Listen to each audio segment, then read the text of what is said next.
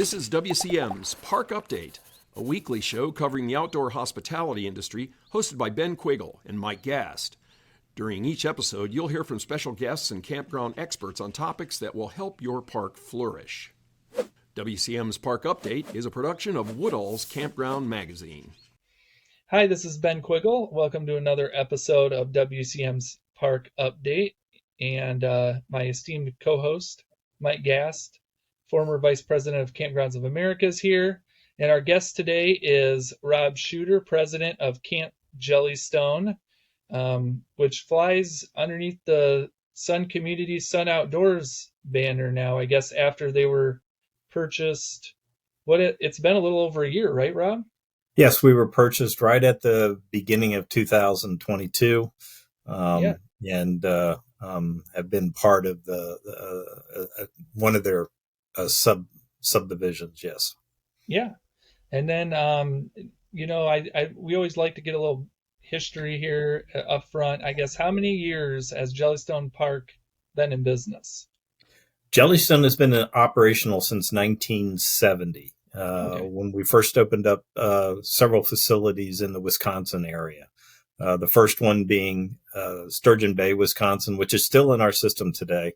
And then you had others such as Wisconsin Dells and so on that began the steam history for the system itself. Yeah. And then, I think in the last month, we've ran a couple different stories on Jellystone, and it's just been a really fantastic year for you guys. And I know a lot of your parks are adding new amenities, new cabins, new features, a lot of interesting stuff going on. How many parks, and I know you're bringing in more and developing more, how many parks do you currently have in the system right now? Currently, we have 79 parks in our system. We removed 4 parks last year.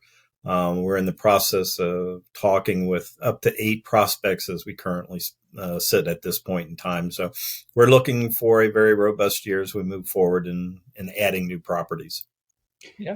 So Rob, you and I have a long history. We've known each other since I got into the business back in 2000 and served on a lot of committees together. But you've been with the Hanna-Barbera organization for even longer than Yogi, haven't you? Yes, actually, I was in the theme park business prior to joining the old leisure systems known as Camp Jellystone. I worked at Kings Island and a place called Hanna-Barbera Land in Spring, Texas, and then back to Kings Island. Actually, back in the late 1980s, both companies, both leisure systems and Hanna-Barbera, as well as the theme parks, were all owned by the same company, Taft Broadcasting. So I was transferred in between the properties during that time frame. And then as the properties were sold off, I stayed with the Jellystone system and have been with them now going on 33 years. I always felt like KOA and Leisure Systems Jellystone had a great respectful competition going on over my time there anyway. And yes, both entities are great systems out there and cater very well to their franchise markets. And you really filled a niche in the family camping. You really filled a spot there. Maybe you can explain a little bit to anybody that isn't that familiar with Yogi Bear Parks about what you really cater to as far as the demographic. Absolutely. We've always been we call it a single market in the sense that we focus solely on the families. Typically, we're looking at families that have children 12 and under. We have recently begun adding some additional types of amenities, attractions that would cater to the younger teens to expand that market. But for the most part, we've focused on that family side. We have made some major inroads into the grandparents market as well when they travel around with their grandkids. And, we feel that we look at ourselves as like the gatekeepers in many instances, where some of these individuals who are getting into the camping market for the very first time have the opportunity to look at the Jellystone system because it is a family focused type of system. I always give kudos to KOA in the sense of when they initially started their rental program, which I think really opened up the industry as a whole to non-traditional campers. We took it even further than that when we started looking at the program. We knew that if we were dealing with parents, we needed to make sure that we had certain amenities tied to those particular rental units, especially as it relates to having young kids, restroom facilities, kitchenettes, so on, which I think many operations throughout our industry now are utilizing. But those were all designed because of the market that we cater to. Yeah. What's changed in the market over the years that you've been with Jellystone? I guess, how is it different today than maybe it was, 5, 10, 15, 20 years ago, I guess, on how you market to people and in the types of people that are attracted to a Jellystone? Well, I mean, when you look at the industry as a whole, it's really diversified significantly over the last several years. I mean, you have the glamping area, you have the auto camps, you have so many different themes that are out there within our industry. From the Jellystone side, we've tried to take it a step further in the sense of saying, while we're in the camping market, we're not in the camping market. We're in the experience market. We're there to create memories. We're there to create activities and other programs that are there to design to keep people entertained once they're inside our parks. We solely view our properties as being destination in nature, where the park itself becomes the main attraction. Certain peripheral elements that are out there or other attractions, theme parks and so on might be there where they will entertain the guests for a day, a half a day or whatever. But the bulk of the time we try to strive to have people spend that time inside the park itself, not only taking part in areas such as the spray grounds, which have become a very big part of our system, but also to focus on what was the root of our system initially, and that was activities. The activity programs, the themed weekends and so on that we have really expanded upon within our system are core to the type of concept that we're trying to offer in the marketplace. So does that concept of being a destination free you up from having to look for parks just around national parks and major other attractions? Absolutely not. I mean, some of our more successful parks are really out in the middle of nowhere. They've created that destination. Now, granted, to your point, I believe many of them are located close to major metropolitan areas. Our drive time is typically, for the most part, it's an hour and a half to 2 hours, but we have individuals who travel 3 to 4 hours to get to our particular locations for their stay. Our average length of stay varies, but it's between 2.5, 2.6 days per guest stay. We try to factor out seasonals when we look at that particular market. So it's not just weekend stays. It's taking it in and spending that extra 1 or 2 days at the property to enjoy everything that it has to offer. Yeah. I guess, obviously you guys are pretty famous for the Jellystone Bears, and you guys have really worked on utilizing that in your marketing. It seems like you guys are doing extremely well in camp store sales as well. I mean, how has that grown over the years into something that's really boosted the company's profits, I guess? I mean, it's just amazing. I know I was down there a couple years ago to your old warehouse location. I know you guys have moved into a new location, and just the merchandise you guys have, the variety is pretty awesome. Yes, that's been a very key component for the franchisees as well as for Camp Jellystone. Over the last 5 years, we've doubled our potential sales overall to our franchisees. We've had some tremendous growth in that area. We've even have started up the program now where we will go into our various locations and help them reconfigure their stores. We have 3 individuals who have a tremendous background. Our retail team came from the Federated Department Stores, Macy's, and so on. So they have that knack and that understanding of product mix and also design and layout inside the parks. We've started themed display unit components that are being brought into the parks as well. So the retail side of the business, solely the retail merchandise side of the business, has done exceptionally well from that particular standpoint. We change over the majority of those items every year, just from our own offerings as relates to branded product. When you throw in that apparel items that we have that are being offered by third-party vendors that we deal with, we have over 1,000 SKU items that are available to our franchisees relative to offerings. And we have now begun to even branch out into the themed weekend type of offerings. We're creating a whole new plush line that focuses in on our Halloween weekends, on 4th of July, Christmas in July, theming. And also we have some theming superheroes weekends and so on.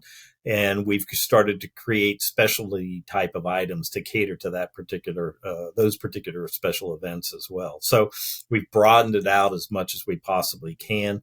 It is one element that we have worked very diligently with Warner Brothers Discovery, who is our licensee.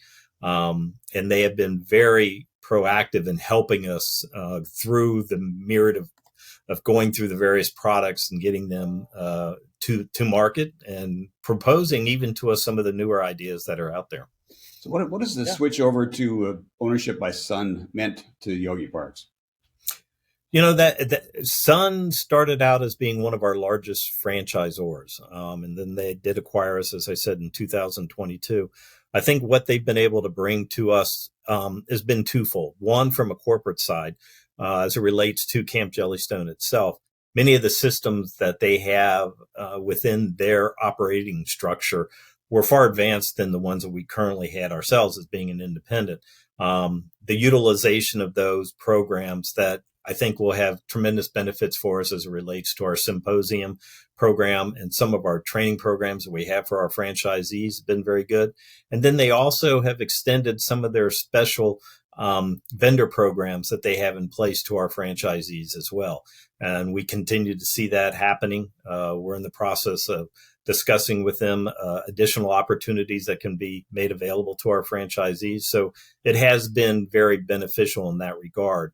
On the marketing side, working collaboratively with their marketing department has been able to benefit us in the sense of economies of scale as it relates to advertisement placement, media placements out in the marketplace, both on social media and in general publications that are out there currently. Yeah. What are some of the, we talk a little bit about challenges on here. What are some of the challenges in the market today that Jellystone faces, or maybe that some communities and everyone's facing, I guess? I know we talk a lot about employees. Are you guys struggling to find employees, or has it been pretty easy for franchisees, I guess? I think everyone is experiencing difficulty in finding qualified employees and also finding quantities of employees. I think during the COVID situation, that was compounded significantly by not being able to bring in the J1 visa students. That has subsided, so that has eased a lot of the deficiencies that we've seen in that particular area. But I think even going into this year, I agree with you. I think it still will be a challenge, especially given the nature that we have with our concept, with the amenity package, the attractions, and so on. But last year we did see an improvement in that area. Recent reports from our franchisees have indicated job fairs and so on that they have been holding at their parks have been very successful. So hopefully that tide has turned as well. Many of them, where possible, are increasing the use of their J1s where they can. So we're looking forward to that this year being seeing much improvement in that particular respect. When you look at other challenges that are out there, I think we all had a wonderful time during COVID, and people experienced camping in in numbers that we've never seen, upwards to 55% of the people coming into our marketplace, both at KOA and at Jellystone, were new to the market. I think the biggest challenge out of that for all of campgrounds that are out there is holding on to that newness that came in. We need to continue to offer things that excite them, that interest them, that continue to draw them into this marketplace. And we don't want it to be a one and done. We want to convince those individuals that we're truly true vacation options for them out there in the marketplace. So as things become a little bit harder for your salespeople out there that are looking for those conversion parks, is it a tougher market in the last 6 months than it was before? No, actually, it's not. This year has been very successful in the sense of talking with non-affiliated properties who are looking at joining the system. I mean, we have currently about 6 corporate entities that are part of our system. The corporate entities make up about 50% of all of our properties. The single park operator represents the other 50. So there for a while, some of the corporate entities did bring in additional properties into our system. The bulk of those were our new parks coming in over the last 2 or 3 years. However, we've now really begun to focus again on the single park operator. We've brought on a new director of sales, Steve Stafford. Steve was a general manager at our Burleson, Texas park for many, many years. And we're very fortunate to have him and his experience join our team. And he has the knack, like many salespeople in our industry, of being able to talk to the individuals who have interest in our system on what they can go ahead and expect. It's a great dynamic to go ahead and have. But to your point, Mike, the other thing that I found is interesting, even given the higher interest rates, even given the supply chain issues that we are still experiencing, we're currently talking to 4 individuals who are looking at building from the ground floor up. Now, 2 out of those 4 have substantial funds available to them on their own to go ahead and develop these properties. And that is somewhat surprising to me.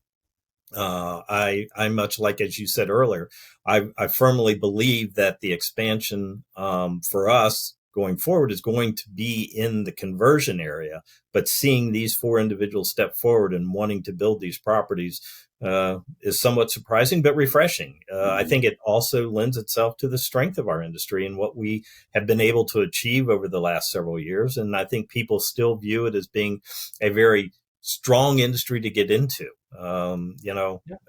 It's been amazing given all the changes and the challenges that we've experienced over the last 3-4 years. So for all of those independent owners out there who may be thinking about a franchise, what's the transition from an independent park to a Yogi park look like?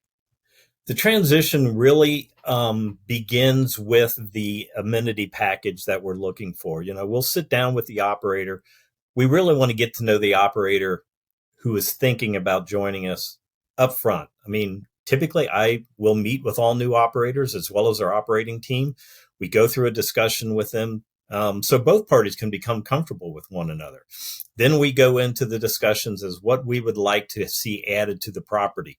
And typically, we talk specifically about those elements that have been shown in our industry and into our system to be very beneficial and provide that instantaneous type of growth that everybody is looking for. We have the FDD, which all of us, as you were very familiar with within KOA. And there are certain limitations, of course, of what we can discuss and what we can talk about. But we encourage them to go out and talk to our franchisees as well before they make that commitment, before they put their name on that franchise list. They might as well hear from the individuals firsthand. So we'll talk to them about the retail operation and what they need to do within their park. Again, we'll bring in our own staff to help them set that store up or reconfigure it if necessary. We talk about the fact as it relates to rental units. It's amazing to me out there in the marketplace how rental units, while they have shown tremendous success for many of us, there's a big segment of our industry out there that is not still utilizing that particular avenue to grow their revenues. So we talk to them about that. We take them through understanding what a activity program is, what a true activity program is, and how you should go about doing that particular program. Our CARE program, which is the program that we put on for new franchisees as well as existing franchisees, that talk about what that activity program means and how they go about doing that. We bring in the rec directors from across the country involving our parks, and they have just a meeting amongst them talking about new ways to bring in different types of activities, things that have worked, that haven't worked. So they're very conscientious themselves in educating the new parks that have come in. And then more importantly, some of the more capital intensive types of projects, such as spray grounds. We talk to them and we show them what that particular area could do. We, in our FDD, we are beginning to show the revenue growth of new parks that have come into our system, much like KOA has done in the past. And we do have item 19 in there, so we can pinpoint those particular properties as it relates to their growth patterns relative to the addition of those spray grounds. Have them talk to the operators. It's a little bit more labor intensive, but definitely from the bottom line standpoint, it's shown to us to be very effective within our system. Yeah, great stuff. We have to take a break to recognize our sponsor, and then we'll be right back. WCM's Park Update is being brought to you by Woodall's Campground Magazine. For over 5 decades, Woodall's Campground Magazine has aimed to provide park owners and operators with the relevant industry news they need to run their businesses more efficiently. As times have changed, so has Woodall's Campground Magazine. Besides just its print publication, which is distributed to more than 14,000 industry professionals every month, the magazine also reaches readers through its various social media platforms, including Facebook at WoodallCM, LinkedIn, and YouTube. Woodall's Campground Magazine also offers a daily e-blast which highlights the top news from the industry. The best part, everything we do is advertiser supported and free to our readers. As the outdoor hospitality industry continues to grow at a rapid pace, it is important to stay up to date on trends and other relevant news. Subscribe to Woodall's Campground Magazine at woodallscm.com. Hi, welcome back to WCM's Park Update, and our guest is Rob Schutter, president of Camp Jellystone. And we were just talking a little bit about the franchise, how people are kind of introduced to the franchise, and what the steps are to kind of getting into the Jellystone Park family.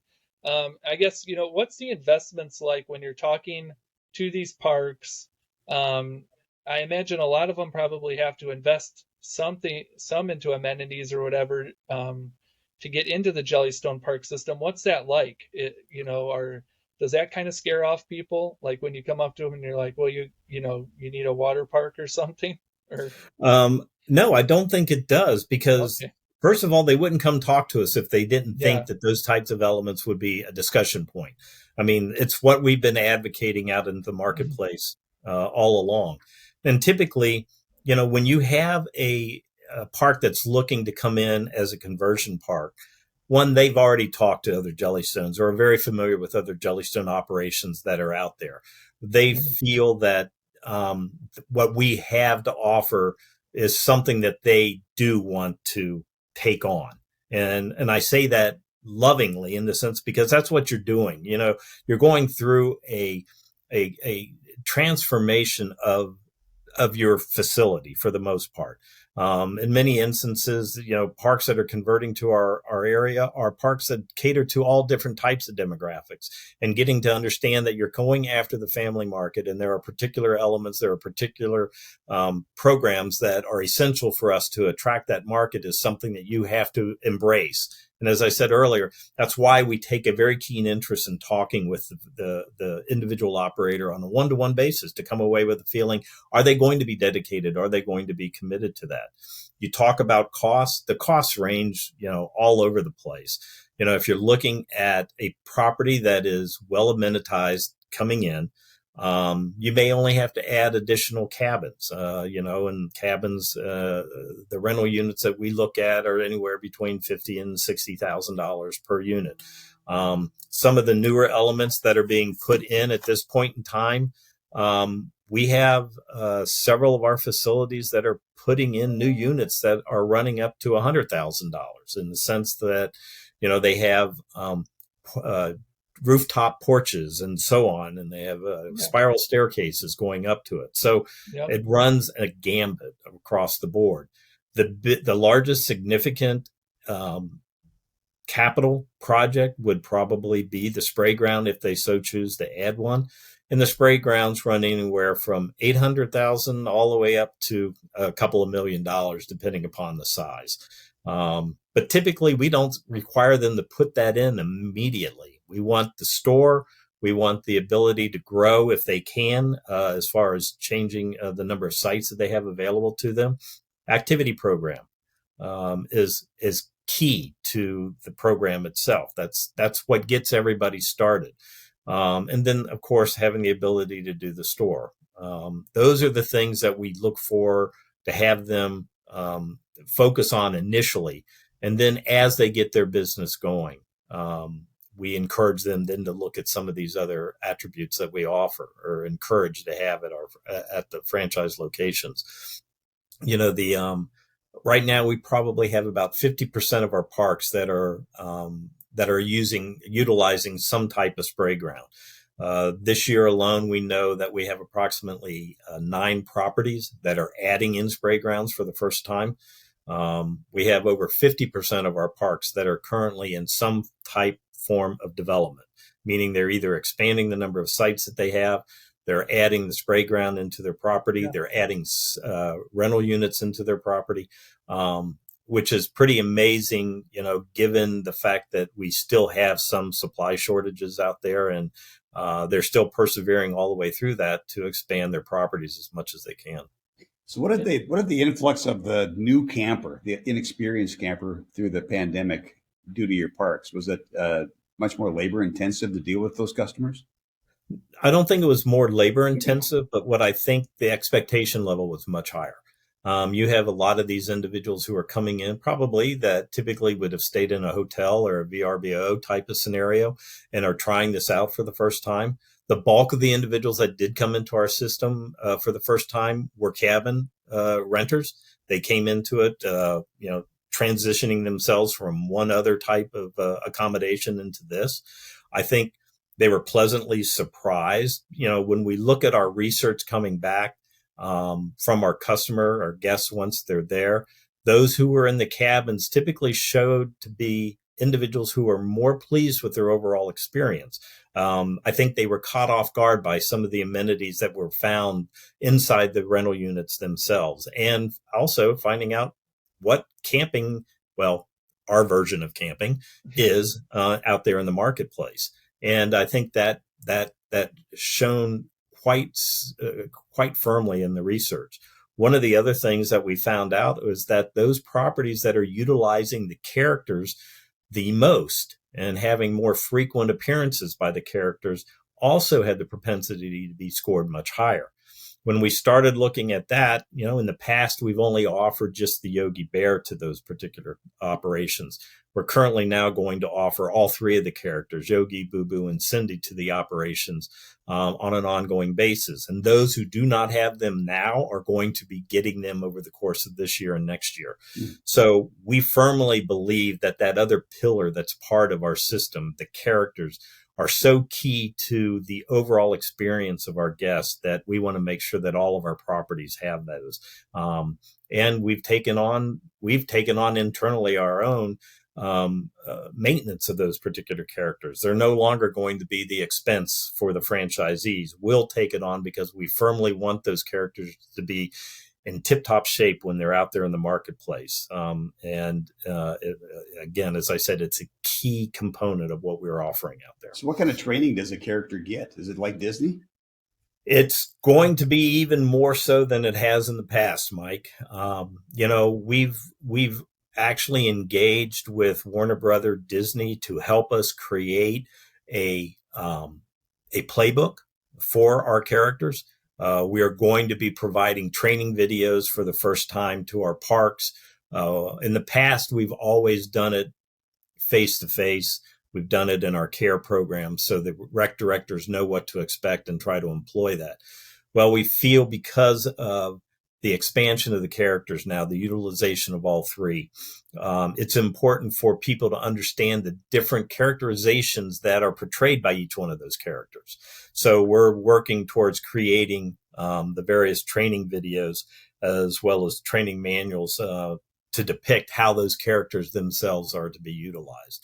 In the theme park arena, when I was in there, the costume characters were the prized possession, were the prized position to be in, because you could act outside of your own character. You yourself could take on that persona and make it fun.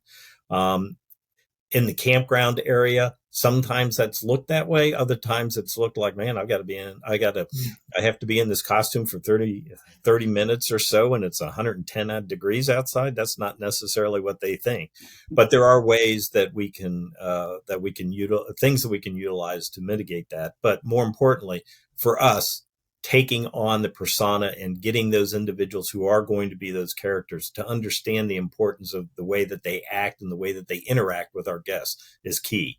And so we are going to be spending thousands of dollars in creating these various videos and training programs solely for that particular purpose. I think Ben would be a great Yogi, by the way.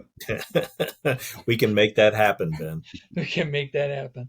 Yeah. When you talk about the developments, when you look at the development side, are a lot of the developers having, zoning planning issues? I mean, when we talk to other developers on the show, that's a huge theme. What does the franchise system do to kind of assist in those kind of situations, I guess, when a developer's saying, I'm having a hard time with local officials, I guess? We will do anything that they ask us to do. We've been in front of zoning meetings. We've met with commissioners. We've tried to bring as much of our experience that we have out there to those facilities. Is it successful all the time? Absolutely not. I mean, there are some municipalities that are very stringent in the way that they want these properties developed. I think developers, as well as potential franchisees, those that are looking to develop from the ground floor up, I've gotten a little bit more wise in the sense of where they look for properties themselves in areas that do not have necessarily all of the restrictions that potentially could be there. The second part of that, though, is for operations who are expanding at breakneck speed. We've got properties out there that are adding 100 to 200 sites to their mix, not necessarily at one time, but over a period of time. And at times, the local municipality wants assurances that it's going to maintain itself as a campground and not become something other than what it's essentially zoned for or licensed for. So there are many instances where we have appeared and have worked hand in hand with our franchisees in trying to educate and give assurances where possible to the local officials that, this is a good thing. And, there are ways to talk about what campgrounds bring from an economic standpoint, not only to the operators of the campground, but to the local community as well.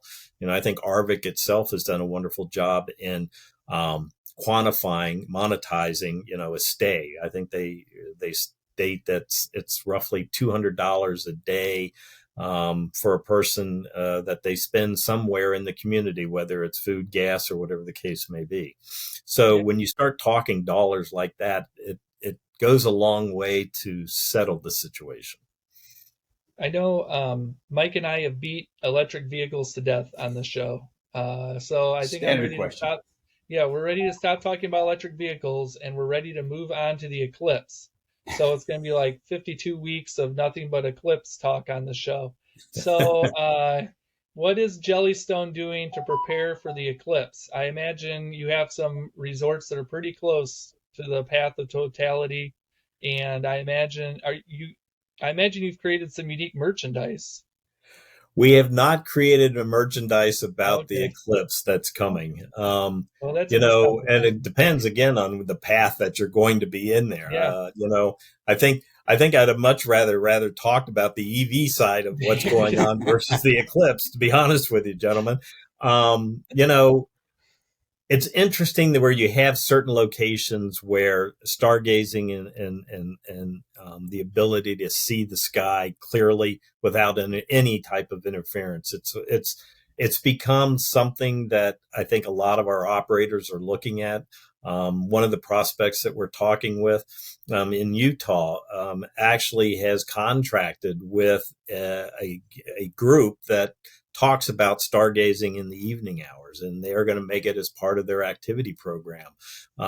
So people get educated not only in what stars are and what meteors are, but pointing out actual satellites that can be tracked across the sky and so on.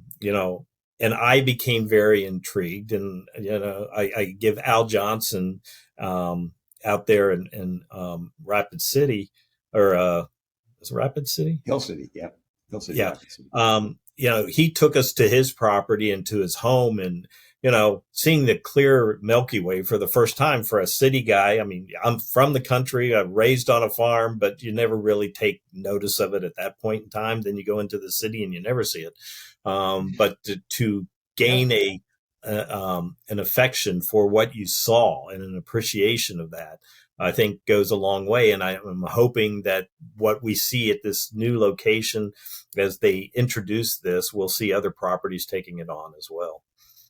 Yeah, I mean, I think we've had, I know we talked with Lloyd Lawland from RVC Outdoor Destinations. He was talking about how they've already have people wanting to book sites for the eclipse. CampSpot said there's been a huge amount of interest in eclipse. So it's going to be kind of interesting to see what the traffic's like at parks and the stargazing and what opportunities, even besides the eclipse, this kind of opens up to park owners. Ben's going to need 6 pairs of branded Yogi glasses. So it'll probably Those are things we can get rather quickly for them to go ahead and view it in a safe manner, no question. It'll be cloudy that day. So we always like to try to think positively in our industry. Okay, well, I'm going to back up, Rob, and ask you about electric vehicles, since you mentioned it too. It's got to be a part of the consideration going forward here. It most certainly is. I know our corporate entity, Sun, is definitely moving forward with adding those types of units in their particular parks. We've talked with our franchisees about the need to begin planning for these particular units being installed, not just for cars, but also potentially for RVs as we move forward. I know there are several manufacturers that are looking at these particular types of units and developments going forward. It's not if, it's going to be when this is brought to us. The challenge, I think, for all of the industry and a lot of these parks are, do they have enough electricity? Do they have enough voltage coming into their properties in order to handle this? And if they don't, then they're going to have, in order to really be able to address it going forward, they are really going to have to take a long, hard look at what they can do to up their ability to handle these things as we move forward. Because again, as I said, it's not if, it's going to be when. Yeah, definitely. Well, Rob, I think we reached the end of the show. I know you're a busy guy, and it's been a pleasure getting to catch up with you. I enjoyed seeing you in Myrtle Beach. And the weather is finally improving up here, so that's great. So yes, hopefully the great winter has ceased and we can all begin enjoying warm weather and getting to the point where our parks are opening and guests are flocking to them. Yeah. Well, thank you for coming on the show. Thanks everyone for watching, and we'll hope to see everyone back next week. Thank you, Rob. Thank you, gentlemen. Appreciate it. Bye now. Bye. Thank you for listening to WCM's Park Update, a production of Woodall's Campground Magazine. Join us for a new show each Tuesday at 3 p.m. Eastern on Facebook, YouTube, and wherever you listen to podcasts. Follow us on Facebook and LinkedIn for daily news and updates, and subscribe to our news feed on our website at woodallscm.com. Show hosts are Ben Quiggle and Mike Gast. Executive producers Rick Kessler and Alex Burkett. Copyright 2022, G&G Media Group.